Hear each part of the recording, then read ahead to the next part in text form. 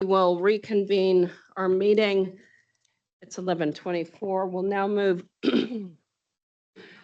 to item 7.6. This was an amendment. This is in relation to the draft submission on the principles of the Treaty of Waitangi. Madam Chair, Councillor could I Kneebone. foreshadow a motion to support 1 and 2, please? I'm happy to speak to it after the presentation. So we've got a foreshadowed motion and a mover and a seconder. Kia ora. Over to you, Molly. Kia ora, Madam Chair. E rauranga tirama, tēnā koutou. Here we are, last council meeting and last item of 2024 and such an important kaupapa, the draft submission on the principles of the Treaty of Waitangi Bill. I'll very briefly cover some background that is in the report. And then we can go on to the draft submission. So key points to be made. The bill aims to define the principles of the Treaty of Waitangi in legislation and also ensure that the principles are considered when interpreting law. The Select Committee has called for submissions, and the deadline for submissions is the 7th of January. And so a decision today is critical.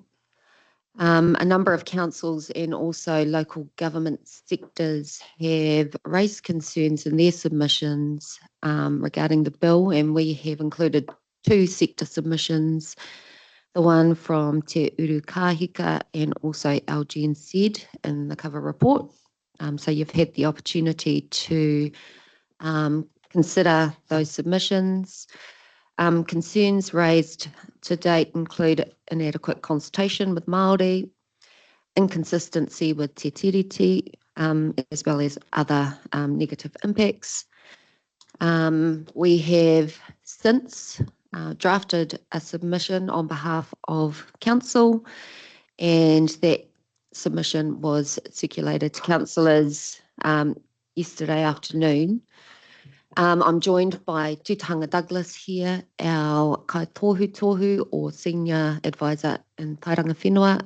So Tūtahanga has drafted that submission. Thanks, Tūtahanga.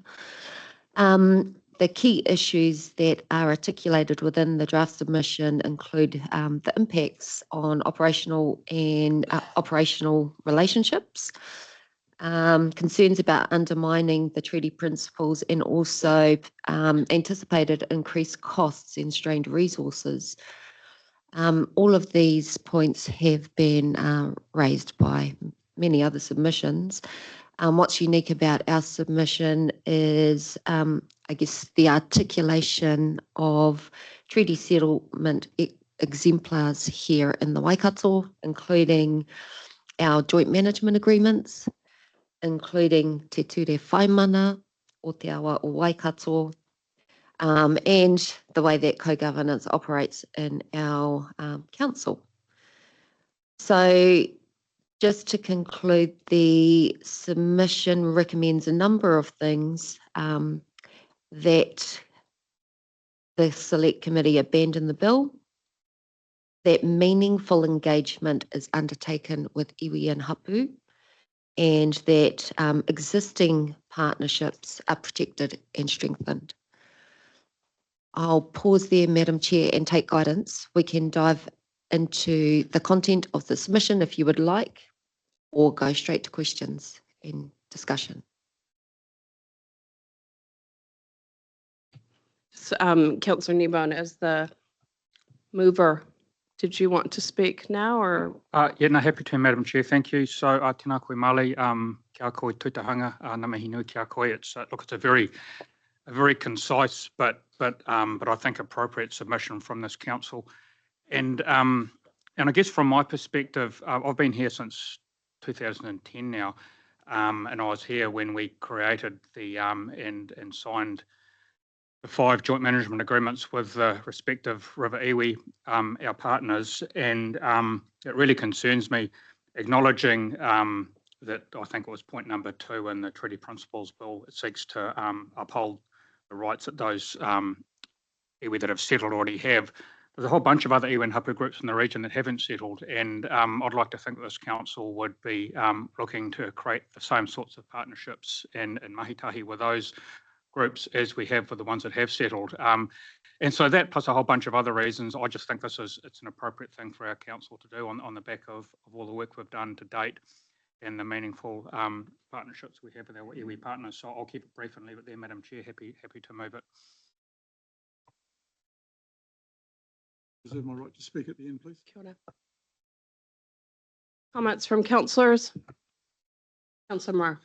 Thank you, Madam Chair. Yeah, I'd just like to voice my frustration in the way this submission has come to us.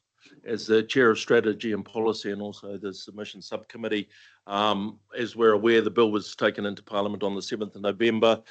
We had a strategy and policy meeting on the 26th of November. It was part of a larger item on submissions.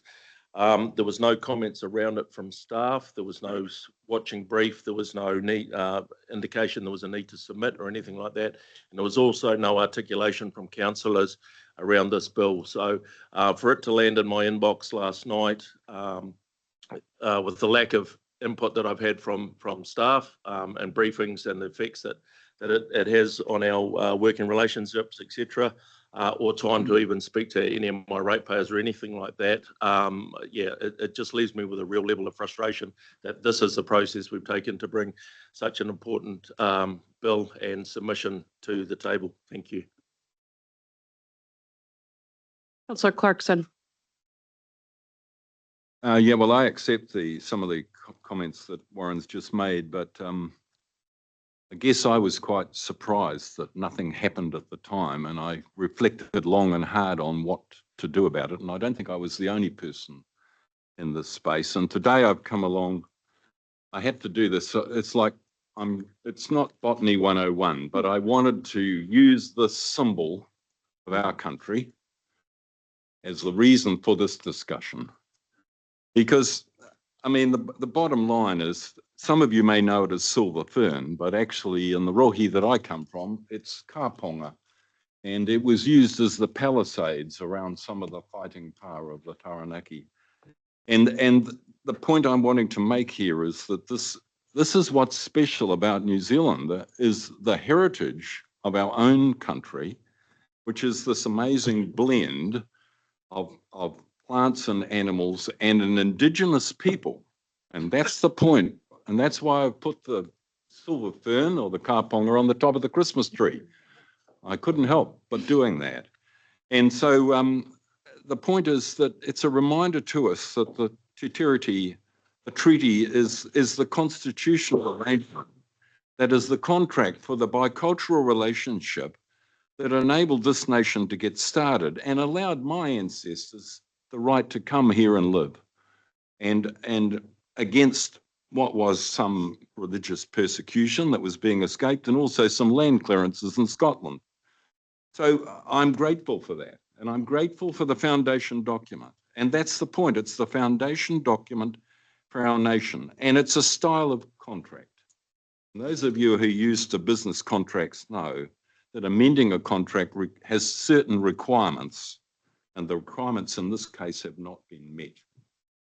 So the Treaty Principles Bill, in my mind, is conceptually flawed and a thinly disguised attempt to rewrite New Zealand history. And I'm basing my commentary there on the numerous articles, papers, and books on New Zealand history that I've read in my lifetime, with such notable people as Dame Anne Salmond, Claudia Orange, Paul Moon. And I have read the Hobson's Choice documents, and they simply don't stack up. So I just wanted to make the point that the experts in New Zealand history also agree with what I'm proposing here today.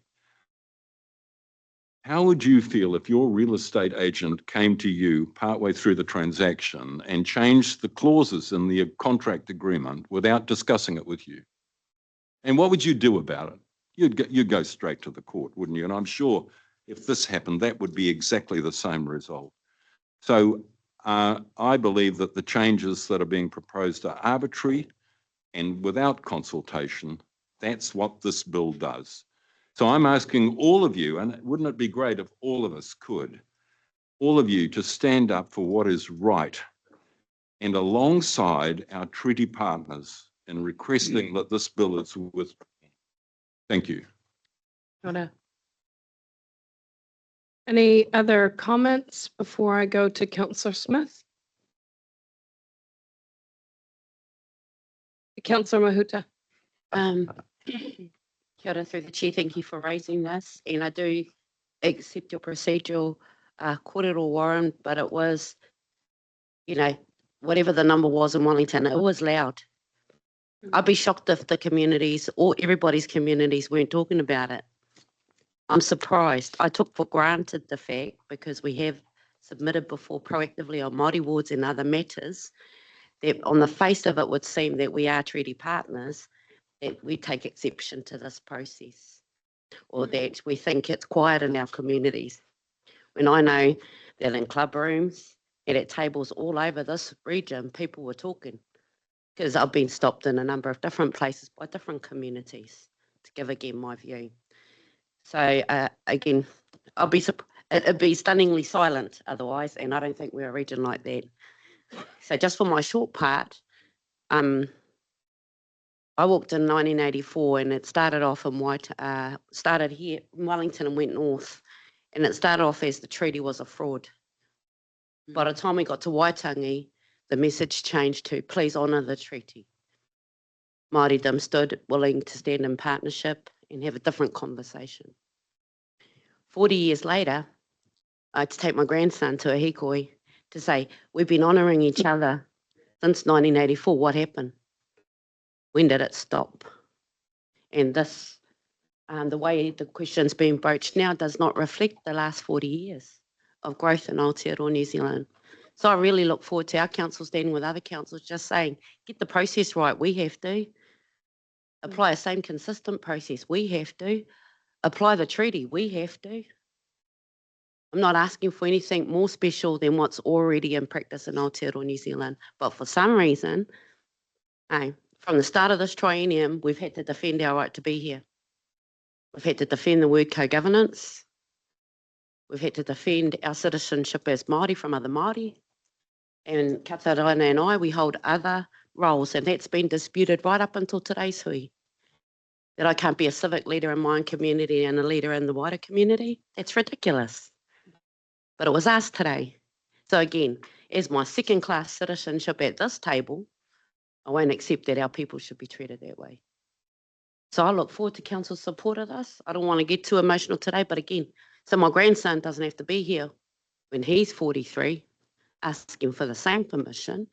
I expect this council to support this, because you haven't to date, no one at this table has had the courage to tell me that I don't deserve to be here representing my community. Kia ora. Kia ora tipa. Councillor Smith. Thank you, Madam Chair. I pondered long and hard as to whether I would say anything in this debate and just vote. But I've said throughout my political career that I would rather be voted out for doing the right thing than looking to seek re-election by doing the wrong thing. It is important to me that the treaty is honoured. I perhaps didn't think that 45 years ago as a young redneck police officer, but over the years you learn and you reflect. I've also had the experience of being a court officer. Until recently, I sat on the bench as a justice of the peace, dealing with small matters, traffic matters and the likes. And I went through a process of a course that took on constitutional law and the likes, and the treaty was delved into in depth. We've been on an evolution, and Matthew Rata brought it to the fore when he brought in the WAITANGI Tribunal. And New Zealand's been on a growth since then.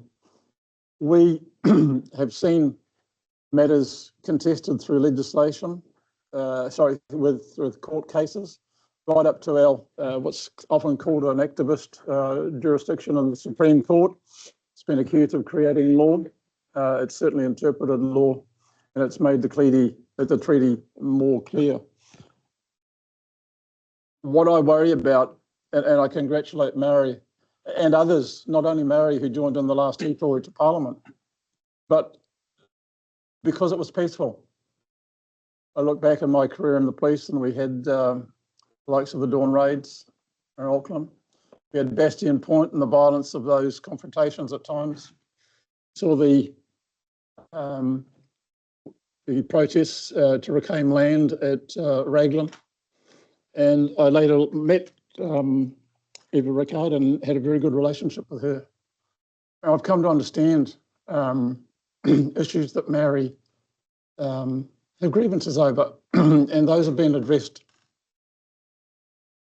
David Seymour is correct in saying that bringing this to the fore, but he's doing it the wrong way through this process. New Zealand needs a continuing conversation about what the treaty means, because there are still unknown and uneducated, if that's the right word in the context of my comments, but there are people who still do not understand what the treaty set out to achieve.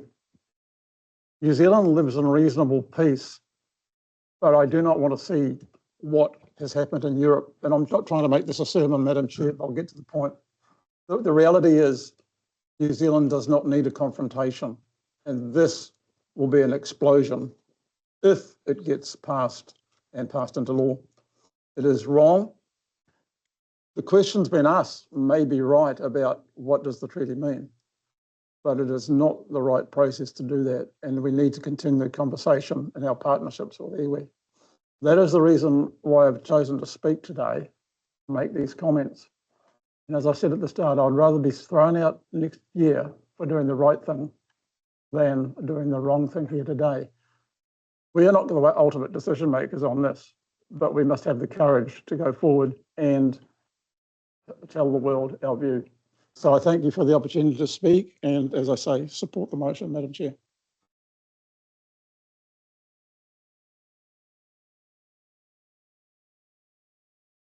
Sorry, I do see a hand up from Councillor Graf online. Yes, thanks, Madam Chair. Look, I'd like to see this this bill go through the process that the member has the right to submit this bill and see it play out without political influence from me anyway. So I'm opposing this submission, and I'm calling for a division. Thanks. All right, if there are no more speakers, we do have a mover and a seconder for this. The division has been called. Dave. Okie dokie. The resolution is on the screen. You are voting on the draft submission on the principles of the Treaty of Waitangi Bill. The motion contains that the report be received and that Council confirms its submission on the bill to the Justice Select Committee and provides delegation to the Chief Executive to finalise the submission. I'll call your names in a moment. Please indicate whether you support, oppose or abstain. Councillor Clarkson. Councillor Cookson. Oppose. Councillor Downard. Abstain. Councillor Dunbar-Smith. Oppose. Councillor Graf. Oppose. Councillor Hodge.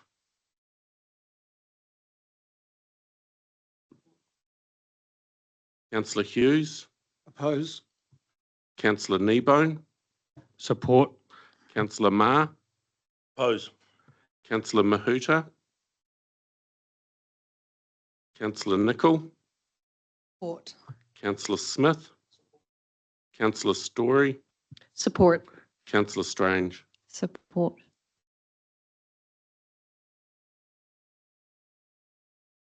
The motion is carried 8 votes to 5 with 1 abstention. Thank you very much, councillors. I appreciate your attention to this matter, and I appreciate the courage it has taken this council to take a stand on this matter. All right, counselors. We will now move into public excluded to deal with our item under exclusion. I've got a mover in Counselor Marr and a second in Counselor Hughes. All those in favor to move into public excluded? In favor? Opposed? Carried. All right, we'll just wait for the recording.